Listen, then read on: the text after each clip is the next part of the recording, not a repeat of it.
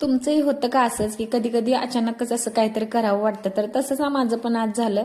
तांदूळ घरी शिल्लक होता म्हणून मी आज बिर्याणी करायला घेतली.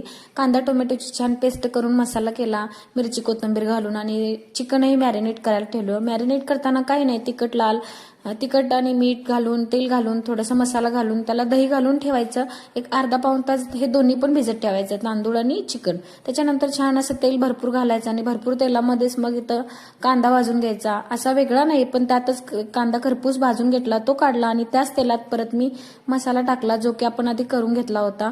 छान असा मसाला भाजू द्यायचा, त्यातलं तेल बाहेर येऊ द्यायचं, थोडासा कांदा तळलेला त्यात टाकायचा आणि बघा इकडं मॅरिनेट केलेलं चिकन मी टाकलं आणि 5-7 मिनिटं ह्या चिकनला शिजू द्यायचं. जास्त शिजवावं लागत नाही कारण ते आपण आधी मॅरिनेट केलेलं असतं.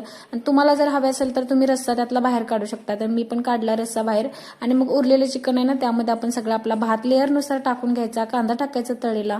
छान अशी बिर्याणी होती अगदी कमी वेळात आणि याच्यावर तुम्ही प्लेट पण झाकू शकता. बघा इकडं अगदी मोकळी आणि हॉटेलसारखी आपण विकत आणतो ना तशी बिर्याणी झाली आहे माझी.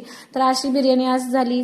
खाऊन पिऊन झाल्यावर मस्त असं बघा बुक नवीन आणलं होतं, त्याचं उद्घाटन म्हणजे तेच सगळे स्टोरी वाचायच्या तस्मयचं आणि माझं चाललं होतं. छानसा दिवस गेला. भेटत पुढच्या एका नवीन ब्लॉगमध्ये. तोपर्यंत सगळ्यांना बाय आणि जाता जाता चॅनलला नक्की सबस्क्राईब करून जा. Bye bye.